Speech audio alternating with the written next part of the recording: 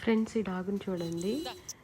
నేను ఫుడ్ పెట్టి వస్తుంటే రోడ్‌కి మధ్యలో నుండి క్రాస్ అవుతుంది. అటువైపు నుండి ఇటువైపుకి వస్తుంది.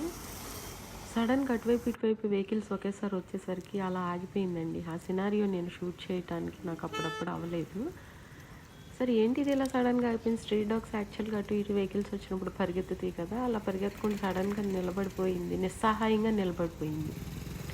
ఏంటని చెప్పి చూసాను ఫ్రెండ్స్. నిజంగా దీనికొక యాక్సిడెంట్ అయింది.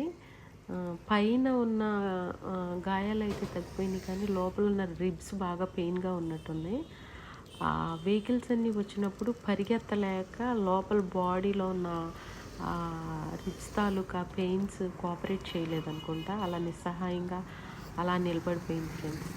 అప్పుడు వెహికల్స్ అన్నీ ఆగిపోయినాయి. నెమ్మదిగా నడిచి రోడ్ క్రాస్ చేసుకొని అప్పుడు వెళ్ళింది ఫ్రెండ్స్. నిజంగా నాకు చాలా బాధ అనిపించింది. నేను ఈ వీడియో ఎందుకు షూట్ చేస్తున్నానంటే ఎవరైనా సరే రోడ్ మీద అవే డ్రైవ్ చేసేటప్పుడు కొంచెం జాగ్రత్తగా కొంతమంది అయినా సరే ఈ మూగజీవాల పెయిన్, వాటి నిస్సహాయత, వాటి నిరాశ, ఏ ఆధారం ఉండదు వాటికి.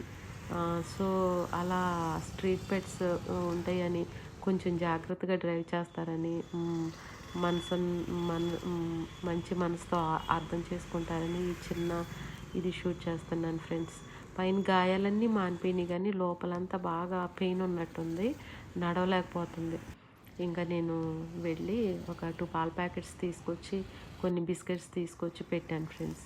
చక్కగా తినింది. నిజంగా దాని లోపల ఎంత బాధ ఉందో కానీ బయటికి చెప్పుకోలేదు. చూడండి ఫ్రెండ్స్ గాయం ఎలా కనిపిస్తుందో. యాక్చువల్‌గా పైన పర్లేదు. బట్ లోపల గాయాలు మాత్రం తగ్గలేదు. అసలు చాలా డల్‌గా ఉంది. నడవలేకపోతుంది. కొన్ని బిస్కెట్స్ కూడా పెట్టాను కానీ తినలేదు ఫ్రెండ్స్.